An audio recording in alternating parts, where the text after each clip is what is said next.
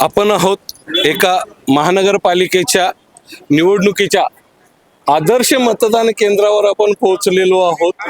आपण बघू शकता छत्रपती संभाजीनगर औरंगाबाद महानगरपालिकेतील हे एक आदर्श मतदान केंद्र आहेत। इथून आपण या आदर्श मतदान केंद्र आमचे कॅमेरामॅन तुम्हाला दाखवत आहेत। बघून घ्या आदर्श मतदान केंद्र। इथे ज्यांनी मतदान केलंय आपण त्यांनाच विचारूया, मतदान तर केलंय, त्यांच्या भावना काय आहेत, कशासाठी मतदान केलंय, बघूया काय म्हणताय त्या।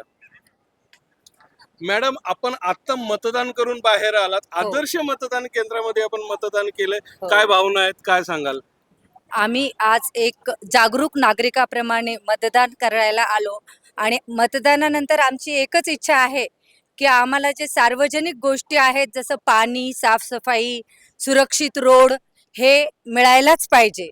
ह्याच्यासाठी आम्ही मतदान केलेलं आहे आणि ते आम्हाला मिळायला पाहिजे। म्हणजे आपली अशी अपेक्षा आहे, जसं हे आदर्श मतदान केंद्र आहे तसं महानगरपालिकेची निवडणूक झाल्यानंतर जे उमेदवार आहे त्यांनी तसं आदर्शाने वागलं पाहिजे। आदर्शांनी त्यांनी आम्हाला या सगळ्या गोष्टी दिल्या पाहिजे। तो तुमचा अधिकार आहे, ते आमचा अधिकार आहे, पण आता समोर जाऊन काम करणारे ते आहेत तर त्यांच्याकडून आम्हाला एवढ्या पण अपेक्षा तुम्ही आहे। विचार करूनच जे काम करणारे त्यांना मतदान केलं असेल। मतदान आम्ही केलंय, मग तरी पण तुम्ही आता अजून पुन्हा भावना हे करताय, मग असं याचा अर्थ तुम्ही कन्फ्युज आहेत असं म्हणायला हरकत नाही? नाही पण याचा अर्थ असा आहे की आतापर्यंत पण आम्ही मतदान करत आलो पण आम्हाला त्या गोष्टी मिळाल्या नाहीत।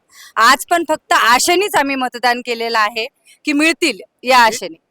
छत्रपती संभाजीनगर औरंगाबाद महानगरपालिकेसाठी हे कितवं मतदान आहे? लगभग 6वं। आपण बघू शकता छत्रपती संभाजीनगर औरंगाबाद महानगरपालिकेसाठी 6वं मतदान करणारे मतदार इथे आहेत, आदर्श मतदान केंद्रामध्ये आहेत।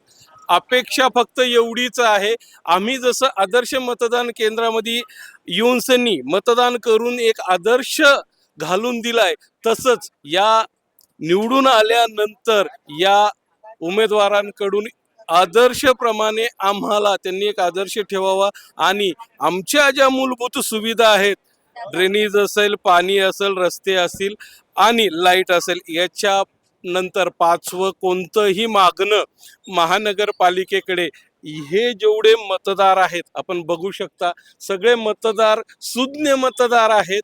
5-5, 6-6 वेळेस त्यांनी मतदान केलेलं आहे आणि आदर्श मतदान केंद्रामध्ये येऊन एक मतदान करून त्यांनी आदर्श घालून दिलाय। बघूया यांच्या आदर्श मतदान केंद्रामध्ये आल्यानंतर यांचा आदर्श घेऊन सनी होणारे नगरसेवक किती आदर्शपणे वागतात।